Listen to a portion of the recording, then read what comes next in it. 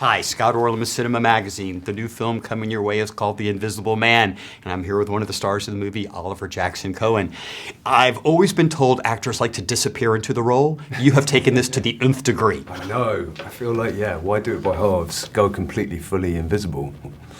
What was your relationship to this genre? I mean, obviously The Haunting of Hill House, which was incredible, by the way. Thank you. So talk a little bit about what did you know about this story?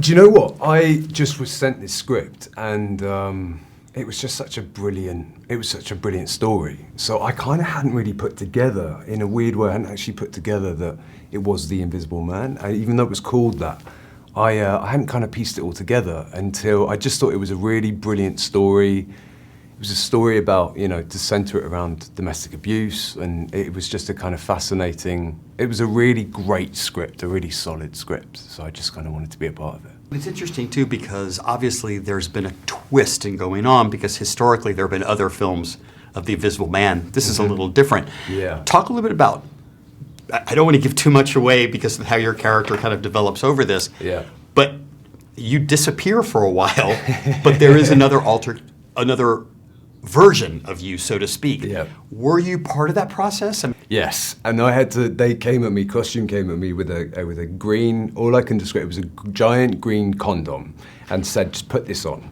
It was the worst thing I think I've ever, and it's hilarious as well because we had such a laugh on set. It was like we had such a good time. And the minute I put the sort of green morph suit on, everyone went quiet. It was sort of like no longer funny. But I did. Lizzie and I spoke about it, that it was important for both of us, for me to be there for some of it. Some of it I couldn't do because we had a brilliant stunt guy who was great, and he did a fair amount of it. But I did quite a lot of gallivanting around in my green morph suit. And again, I'm being so careful, but there is this incredible sequence in the house, kind of in the kitchen, yes. where I don't want to say it's a fight scene, but it's a fight scene. It's intense. Were you part of that? Because that was some of it. Yeah, I was watching it thinking, boy, how much special effects did they try? No, what they did is Lee uses this technique, which I'd never seen before, which is the camera's sort of set on a rig and it's done to a count. So it's rehearsed as a dance, and so that the camera kind of moves with the action. So they used my stunt. I mean, I can't risk hurting Elizabeth Moss. so I was part of parts of that, but then a lot of that was a stunt guy. Hypothetically, yes. if this actually existed, this process, where would you want to be invisible at? You see, I've thought about this a lot, and the weird thing is my head just goes to the darkest places.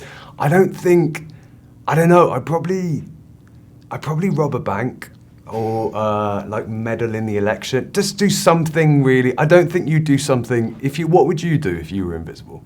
Well, there's a lot of interviews I'd like walk out on. This was actually going really well, Oliver. And I want to ask you as well, because again, like you said, that they're at the center of this is about domestic abuse, but it's also about narcissism. And it's about somebody who feels intellectually and financially superior to other people. Yeah. I don't want to throw that testament to you, but have you ever been around people where you felt they were trying to manipulate you? I think we all have, and I think that's what Lee has tapped in so brilliantly in this script, is that we've all met someone like this at some point.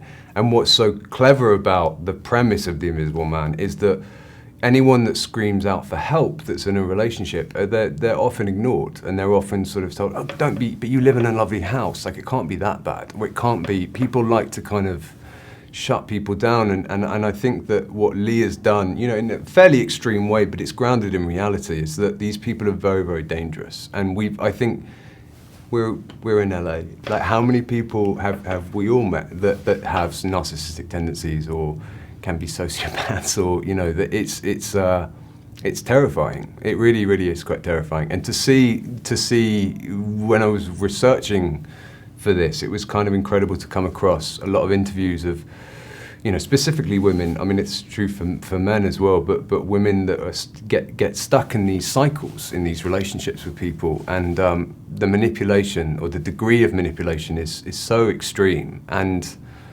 terrifying. Well, Oliver Jackson-Cohen, thank you for not Thank being you. narcissistic and doing this interview with us. You're welcome. This is Scott Orlin. Until next time.